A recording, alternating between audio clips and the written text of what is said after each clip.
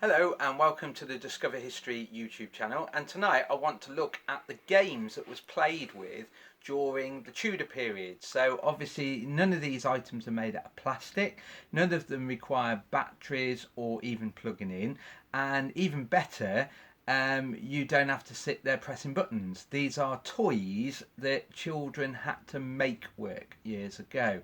Now, the best source of information, I always say, for toys from the past has to be this famous painting of toys and games. And I don't know if anyone's seen this painting before, but it's a famous one. It's been done by Peter Bruegel the Elder, and this painting is now held in an art gallery in Vienna. It was painted in 1560, so it sits us in the Tudor period. And there is over, I think someone said at one point, there's over 60 toys, games, and pastimes on there. And even though this was a painting that was done abroad, what you have to remember is these toys and games were also played with in Great Britain. Now, we do many workshops on toys, especially for the younger children in some of the what would be classified as the primary schools, really. And that's really down to the fact that they need to look on the curriculum at toys from the past. And what we usually do is let them explain the toys that they play with, and it's quite interesting. Some of them do have traditional toys, but most of them involve computers, or the most popular game that always comes out seems to be football, believe it or not, which is actually a very ancient game in its own right, really.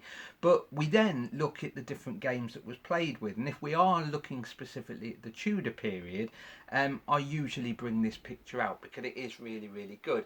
There's some famous games on there that was played even into the Victorian period, even beyond. For example, we've got some children playing with hoops at the bottom there, and it's interesting to note that toys depended, the quality of the toys depended on the class of the person. So the rich person may have a wooden hoop that was specifically made by a toy maker, or as you can see from this image here, these hoops have probably come off a barrel, which was quite common years ago. And what you have to remember, it's quite easy to knock off a hoop from an old barrel and then knock it down the street with a stick, which is what's going on there. We've even got things like blind man's buff going on just there. So they've got their head covered over, and the children are trying to get close to steal something from the person without being tagged or caught by the person. There's also a game, for example, if anyone's ever heard it, it goes by a number of names depending on where you're from. But we also have ladders, which is where the children lie down with their legs acting as the run of a ladder, and just like someone on an obstacle course, for example, you run and you have to touch the ground without hitting someone's legs, which I wouldn't advise you trying when you get out and have a bit of fun in the sunshine, for example. But there are endless games on there. There's also stilt walkers on there. So it's a really good picture, and I would recommend people Google it. Google image search for Bruegel's toys and games, and you will see it on there. I personally like Peter Bruegel's work. He did lots of them, especially looking at the peasant families, the lower classes, and I think they are the people that we should be looking at more. And I find it really frustrating when you see people portraying or maybe even trying to look at history and concentrating on the rich and the powerful, really. Whereas what you have to remember, the upper classes are a small percentage of the population. Whereas if you look at Peter Bruegel's work, Peter Bruegel the Elder's work, you will see the common man, the peasant. It features a lot in his work, and that is where you get the wealth of information from. Personally, it's the big portion of the population. So what I've brought in is only a small selection of toys, and these are the toys that we hand out to children to also have a go with, so they can experience the toys from the past. And we're quite fortunate because some of the small village schools in Worcestershire have now also started having their own traditional toys, wooden toys, and they're often taken out at lunchtime and break time, and children are encouraged to have a go with them. We also see in playgrounds today, most playgrounds in fact, that there are usually hopscotch boards painted upon the floor, which I think is a really good idea. It's getting children playing again, switching off the modern things, switching off electricity, and really having a go at the old toys that even in some cases grandparents used to play. And we're not talking about grandparents being Tudor people, but these are traditional toys starting way back in history and being played with relatively into modern times, into the 20th century at least. So, as I mentioned, a lot of toys depended on the class of the child. Sometimes, for example, a child in a rich family may have a doll, which was quite a popular toy years ago, as it still is today. And the doll was generally made out of wood, sometimes even with jointed arms and legs that were pegged together. We see those in the archaeological record as well, or in some cases in museums like some of the toy museums. One of our favourite toy museums is actually one in Edinburgh, which is really worth having a look at, which is just on the Royal Mile, I believe. But if you were of a poorer background, then there were things such as stump dolls, which was nothing more than a piece of wood which had a head carved on it and nothing else, and it didn't even have features on the head. A very basic bit of wood that a child would look after, pretending it was a little dolly. I've got one here. And there's a little stump doll, or a doll that's been carved out of a piece of wood, very simple piece of wood. So it's got little arms, little legs, and that's pretty much it, really. Very basic. Whereas if you look at the doll for the upper classes, like I said, it would have clothing on it. It would even have jointed limbs as well. But then we also have a lot of animals feature, and you see that in Bruegel's painting, where you have hobby horses, for example. You also have little toys like these cutouts of things like sheep or cows that children can play with, farms, for example. And it's quite a common feature. Even in my childhood, we used to buy little plastic cows and sheep and so on, and my dad actually made me a little farmyard, and I'd have little tractors and things like that. It's quite a common thing. Children still like playing with farms in toy animals even today. But then we've got some skill games, and one of the most popular, which always crops up when you're looking at, for example, Tudor toys, or even just toys in general from the past, traditional wooden toys, has to be the cup and ball. Now, I'll try not to embarrass myself with this one, but it was very popular in the Tudor period to have the cup and ball, and very simply, you have to swing the ball into the cup. You've got to try and catch it in the cup.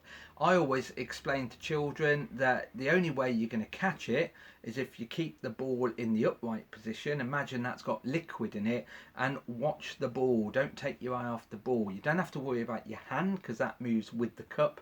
Now, hopefully, now I've described what you're meant to do, I'm going to embarrass myself by missing completely. If I don't miss and I get it in, I would like a round of applause, a virtual round of applause. So here we go. I'll give it a go. Almost. I'm only going to have a couple of goes. Way! Well, I didn't expect that one, really. That was Helen in the background there. I managed to get it in on my second try, I think it was. So that's a game of skill. Now, I'm not going to try this game of skill, the next game, because I can never do it, basically. I think I've only done it once in the many years that I've had it. And it's a bit like jousting. So you've got, for example, your lance that you would take down the tilt yard with. You have to remember the Tudors were very much into jousting as well. Famously, Henry VIII was injured jousting, and that wound never ever really healed. And then you've got a little ring, and these are the sort of things that you would have on a separate target halfway down the jousting field. And in some cases, you would have to unhook the ring, and this is the same thing. So it's a bit like cupping board. You have to swing it up and make an attempt at catching it on the end. It's more difficult. I always say to children when we're in a school, if you have a go with that and get it in, you can upgrade to level 2, because it's a similar game. It's a game of skill. It involves you catching something, but it's much more difficult. I never tell them there's a stage 3, and that's really, really difficult, really. Only for very, very expert people, shall we say.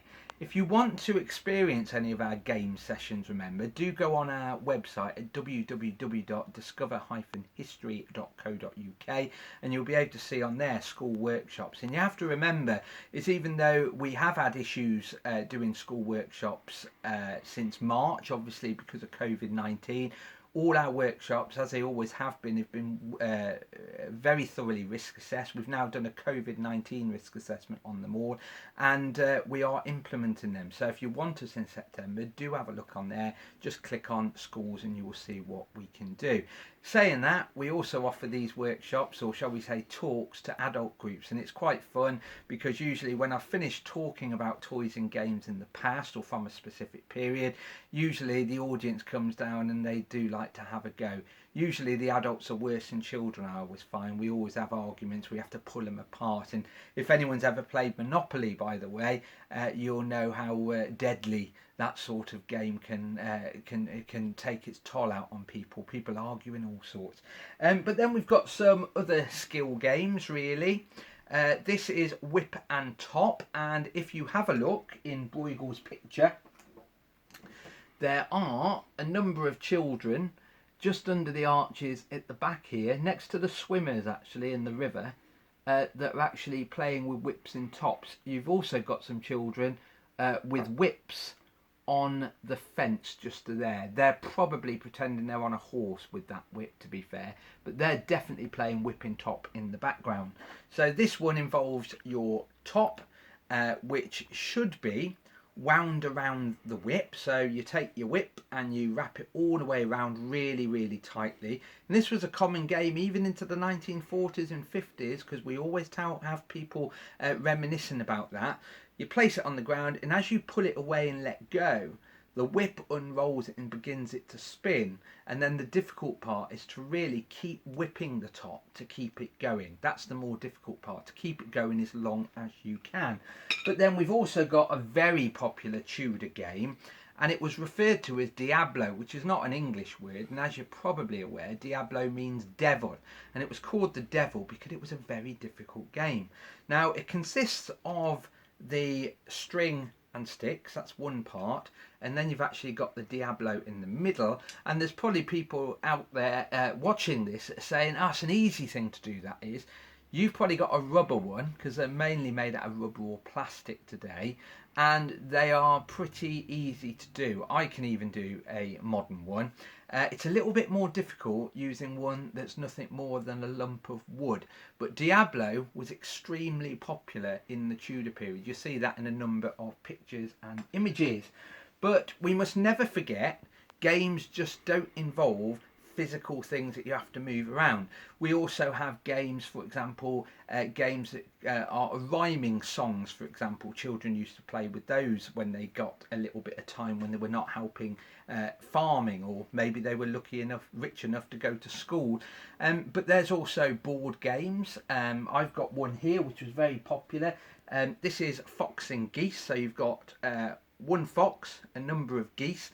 There are also games, for example, Nine Men's Morris, and if you go on our craft playlist, if you go on the playlist and click on crafts, you will be able to make some of these toys, because we've actually put some of the toys, and one of the toys that we, or one of the games that we talk about on there is Nine Men's Morris. So you can actually make a Nine Men's Morris board and then have a go at some Tudor games maybe later today, because what you have to remember, it's Sunday, it's a day of rest, and next week for most of you it's a summer holiday, so it gives you something to do whilst you're enjoying your staycation in Britain maybe.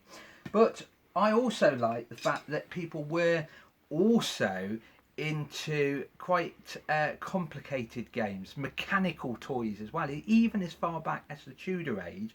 And we have, for example, this nifty little windmill. So what you have to do is hold the windmill, it has a string attached to it, and then you pull it, and you pull it, and it winds itself back up.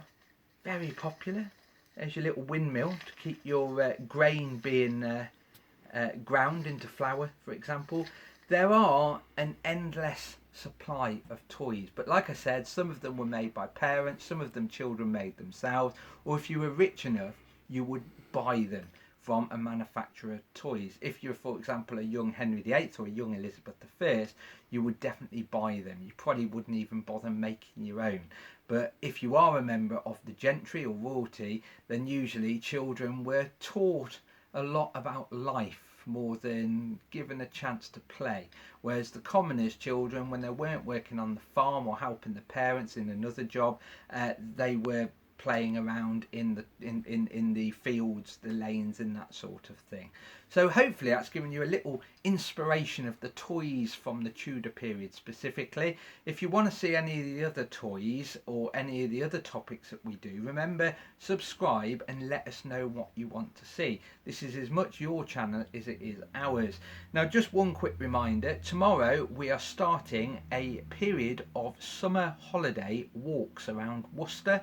And if you go on our Facebook, Twitter and Instagram page, you will see what we're doing. Tomorrow morning, we're starting with a River Severn walk, known as the Severn Story. That is followed by, later in the day, by Secrets of the Old Town, a look at Friar Street and New Street. And then obviously 6 o'clock, as it is every day, we're also doing our 6 o'clock Worcester Story tour. Also, one final point, make sure you watch the video with Helen on, because you can win not just a walk around Worcester, but you can also win some other goodies, but you have to follow the challenge set by Helen. Anyway, on that note, we'll see you tomorrow. Stay safe. Bye bye.